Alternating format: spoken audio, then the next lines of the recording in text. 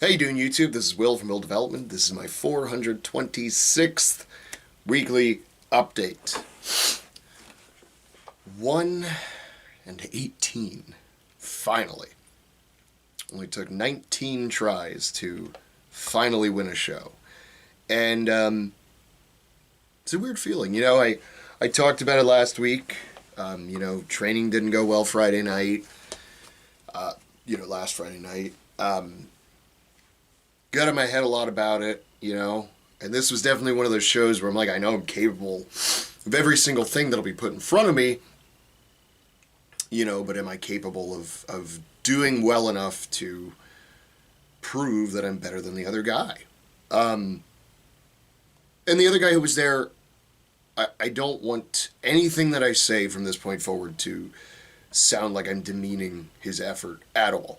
The real point that I would ever make about him is he's still pretty new to the sport. I believe this was only his third show. And he's not like terribly far away from where I am right now. And given different events, the day may have turned out slightly different. I'm not sure. I believe my deadlift is better than his. I believe in general my overhead is slightly better than his, not by much, which I've never been known for overhead. And, I'm very confident in my grip abilities and stuff like that. And now I'm a lot more confident in my yoke. But, we weren't a terribly that far off from each other. I still played it straight, where technically I was signed up later, so on the first event I had to go first, which was a press. And in training, the most I'd ever gotten was like 11 reps on the dumbbell in like a minute. And that wasn't really, really, really pushing it, But it was focusing on very consistent form and things like that. The next bit of this is probably going to just be a slight comp recap. But the dumbbell was light enough. I was curious afterward and did like the math for what like a projected 1 rep max would have been with 12 reps at 80 pounds. And it's something like 110, which is probably where I am at on a circus dumbbell. Honestly, it's probably somewhere around 110. Which I'm gonna work on it more. I'm gonna get better at it. I'd like my circus dumbbell to be somewhere in the 150s, 160s. I think that'd be cool. Even a bodyweight circus dumbbell would be sick. We'll see. You know what I mean? I'm not taking anything off the table. But I went first and I ended up with 12 reps, and it was purely by my consistency and slightly to my experience with shows, for sure. One of the mistakes that he had made was he was letting go of the dumbbell on several of his reps when it was hitting the bag, whereas me, once I found that proper position for my right hand, which was the hand I was using to press it, I never moved it. I just kept it glued and locked in the whole time. And it's not a lot of grip work because you're using your left hand to help swing it up anyway. So that's really where most of the effort comes from with a weight that light, with an 80-pound dumbbell like that. Most of the effort is just cleaning it, especially when it's I don't want to say significant portion of your body weight, but I weighed in at 185 pounds to do a 200 show. But yeah, it is a good bit of my body weight, more than half my body weight, swinging it, putting it on one shoulder and throwing it up. But the hard part on that particular weight for me was just getting it up to the shoulder. And it's not like even that was hard. It's just that's the part that took the most out of me. And yeah, just nice, consistent reps. They told me afterward that they had a sort of a rule of if you had it cleaned already and time was called and managed to press, they would count that rep too. So really I could have gotten 13, because when I finished my 12th rep and put it down, they said there was 5 seconds left, and I was like, I don't have enough time to get it to the shoulder and press it. So 12 it is. And that was still enough for the win. So it's, not the first time I didn't zero a press event, but it was certainly the first time I won one. And I'm avoiding getting into the whole trap of, well, if this person was there, they would have done this, that, and the other. You can't play that game. You've got to be there. You've got to be in it to win it. It's that simple, because you never know what's going to happen. Just because somebody I believe to be better than me at anything showed up doesn't necessarily mean they perform well. There's so many things that can happen. I mean, an injury on the first event could happen. You never know. It happens like that. So it's one of those, I need to, just accept that. But, it is still in the back of my head, like, damn, I could have gotten 13. You know what I mean? But, I'm not that salty about it. And a little bit of my mental before I make the next statement. I have sort of this thing where if I get beat by like one rep on something, it stings a little bit more, because, it's like, man, could I have done one more? You know what I mean? Or I get beat by like a second, like, could I have gone just a little bit faster? If I get beat by like 5 reps, I'm like, yeah, they had that. You know what I mean? Like, I didn't have 5 more in me, that kind of thing. So to that, the next event was a Hercules hold, and I told the other guy, I believe his name was Rosendo. I told him, like, hey, this might sound cocky, but don't make me work too hard on this event. I said, whatever time you do, I'm going to go 10 seconds over, just to show you that this is my event, because it is, because holding events is my bread and butter. I'm one of the best at it. I said, so don't make me work too hard, because I don't want to stomp you on everything, but I will if you make me. That kind of thing. Especially because I did 0 training for the whole show. And he put up a good time, especially with a really rough start. He had a very jerky start to his, whereas me, again, experience played out. I was watching how the apparatus was working, so I knew when I got locked in, I would really want to actually put as much tension as I could this way. That way, when they actually unlocked it, I could relax into it, and I wouldn't get like a jerky start that would inevitably, diminish my amount of time I could do. He did like 36 seconds, I think. So when I got to 40, I kind of just stood up, did a little bit of a cross pose, and then, just let it go around 40 something seconds, because I had nothing to prove there. Then we got to the Max Yoke event, and that was a very exciting event. I didn't know where he was at on Yoke, so I was like, well, where are you starting? And they ended up, it happens, they ended up changing some things, minute of, where it was supposed to basically be like, call your own weights, yada yada. And the executive decision was made, we're just going to do 50-pound jumps. The yoke empty is 550, good luck. And so I was like, okay, I guess I'll just open at 550, especially because I didn't get any kind of a warm-up. And honestly, the 550 was rough. And I was like, ooh. Oh no, was it? I think it was 450 or something like that. Yeah, maybe 450 was the opener. Or 500, I don't remember. And it was rough. Whatever the opener was, it was rough. And then the second attempt, which I believe was 555 for us, I was like, ew. It was better. It was faster. It was smoother. It was much better. Probably one of the better, like, 500 runs I've ever done, or 550 runs I've ever done, for sure. And him and I are chatting. I'm like, well, what are you doing next? And he says, oh, I'm probably just going to go to 605. The most I've ever done is like 630, that kind of thing. And I'm like, well, I know I've done 630 in a show before. But the next jump is 655. I've never done that before. And I said, well, I tell you what, I'm just going to watch what you do. You do the 600. And then they start saying, like, well, if you do the same way, we're doing split times. And I was like, well, I'm not here to win Max Yoke by split time, putting it in the judges' hands. Plus, I'm not that confident in my ability to move 600 that fast. So, fuck it, let's go to 655, which is a lifetime PR on the yoke for sure, especially at 185.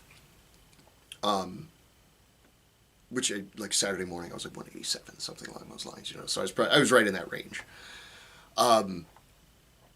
Man, I tell you what, doing that yoke, it felt like it took 3 minutes.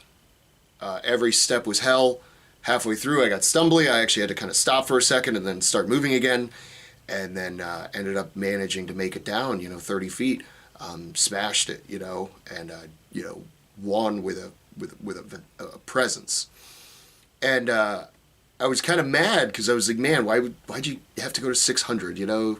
Why couldn't you just not make me have to go that heavy? So with that in mind, I was like, well, fuck it. On the deadlift, I'm gonna fucking just make you understand. You know what I mean?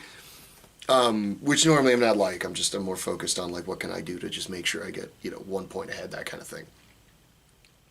We're warming up for the deadlift. I pulled like one pull and I was like, you're putting more weight on, right? Because that's super light. And I don't feel like doing no damn 30 reps here. He was like, oh yeah, we'll put more weight on. It was something like 200 pounds. The apparatus was empty, and then with the people on it, I mean, maybe added like, felt like maybe 50 pounds, maybe, just because of where they were standing. Naturally, he had to go first, so he ended up doing 8 total reps after the time started, and we had 30 seconds. I pulled 10. I think I had 10 seconds left to keep going. I found my rhythm right around 6. It was very similar to a car deadlift, which I'm good at. You gotta just find that right position. You're just leg pressing it, basically. Yeah, and I was like, right at 6, I found that good rhythm. Real good lockouts, strong. I could have done 5 more reps probably in the time allotted. And yeah, so I beat him by like 2 reps there. And then at this point, it's like, I was like, well, it'd be fun to kind of clean sweep it, win every event. But it was so late in the day, and we had this. It was a unique event, not my favorite event, I'll be honest. It was a keg hold. You could either hold it out in front or put it on your shoulder, but the one rule was you cannot touch the bottom. If you even touch the bottom a little bit, time is over. You are done. I says, okay, He goes up and he does like 2 minutes, like 2:10 or something, and I'm like, honestly, I probably could beat him here, but why? Like, I've got nothing to prove on this event. I've already proven it. I was like, I got my back hurts, my body's sore. I got to drive to Tallahassee after this. Like, which is 4 hours from where I'm at. And I'm just like, yeah, forget it. I even told the judge, I was like, so I'm just going to pick it. I said, I'm going to hold it for like 5 seconds, and then I'm just going to put it down. And it's exactly what I did. He was like, 5 seconds. I was like, 5. And he was like, yep. And I was like, okay. I just put the thing down just so I didn't zero it. Just like, yeah, I could have done this, but there's no point to it. I had already won, etc., etc. So yeah, it was a very interesting experience and feeling to finally beat somebody because I was better, not because they were injured or anything like that. Just having a bad day. I was just demonstrably a better competitor that day, and that felt good. Then, like I said, I drove to Tallahassee that night too, 4 hours. Oh, nobody warns me it's going to be 50 degrees and kind of dreary in Tallahassee, so I show up Sunday morning with a Hawaiian t-shirt and a kilt on and flip-flops, and it was very cold, but I got to run into some good friends I've known for a while, including some people that live like out of state that I don't get to see very often, so that was fun to hang out with them all day. And I did actually get goaded into doing 1 pull on a car deadlift where I was like, I have no belt, I don't have my normal straps, I don't even have shoes, so I will pull 1 rep barefoot. I am broken right now from competing, driving, you name it. My body is done. But I know I can do this for at least 1. Yeah, for sure. So, boom, hit it. Like, cool, we're good, done. Yeah, and then training this week has been pretty good. Been playing it a little safe. Like I said, things are starting to sort of, I don't want to say fall apart, but I can definitely feel the threads that are holding me together at this point. In terms of my body, just because of all the work and stress and all this stuff over the last week or so. And luckily over next weekend, it'll actually slow down a little bit for me. I won't have to be so stressed out about making sure I'm like doing a pour every 3 days, like pouring 1,000 pounds every 3 days, you know what I mean? Like, I can actually calm down just a touch, you know what I mean? So, looking forward to that, just to no end. And yeah, so yeah, I don't even remember what I did on Monday. I was like, my back cannot handle weight on it. So just did sled drags, leg extensions, lunges. That's all I did. I was like, I cannot put weight on my back right now. It is just too beat up. And I've got shit to do later in the week that I need to prove. And, Tuesday was a deload press day, which I was so thankful for. Everything felt fine. It didn't feel great, but it felt fine. And called it real easy. I took it very easy on myself this week. Didn't go up in weight on deadlifts. Really only pulled two. Pulled a double at the weight I did last week. Honestly, it felt better than last week, so I'm going to take it. Next week I'll go heavier on the deadlifts. But I was like, I'm going to just do these two deadlifts as a top set, call it a day, because tomorrow I have to hit an Axel PR. I have no choice. It's what's happening, so we're doing it. And with that in mind, I was like, okay, just chill out a little bit, take it easy, yada yada. And then tonight I finally broke that mental barrier and actual physical number barrier on Axel. I have failed 200 more times than I have hit it. And I think I've only hit 200 either out of a rack or from the floor probably 4 times, and I've probably attempted it over 30. And hit 185 as a warm-up, one of my warm-ups, and I was like, man, that felt just like my 170 I just did, which is to say, not that bad, both on the clean and the press part. And I said, well, my next projected number to hit is supposed to be 200 on the nose. I said, why don't I just hit 205 and just be done with it? And then I can go for a stupid number and not even care if I hit it or not. Man, the 205, the clean finally felt a little challenging, to where I had to actually kind of take my time a little bit. Got it up to the shoulders, man, just down, boom, shot pretty much right up. And so I finally broke that 200 mental barrier in my head where I'm like, okay, now I know what over 200 feels, and honestly, it doesn't feel that bad anymore. So that's awesome. And then I was, honestly, the reality is I probably could have hit 215 today. If I had sort of changed things around, maybe if I hit the 200 and then gone to 215, I probably could have done that. But I was, I was like, fuck it, let's just go to 225, see what happens, Couldn't even get it cleaned. I was like, nope, this is just heavy to me, So I was like, but we'll take it. So when I start the next cycle of training, I will be programming it as 225 as my max, though. So, I could have definitely hit 210. 215 might have been a stretch, but I'm definitely at a 210 clean and press now, which is just awesome. And I know that doesn't sound super impressive, but it is for me. I mean, press has been one of my Achilles heels in comps for years.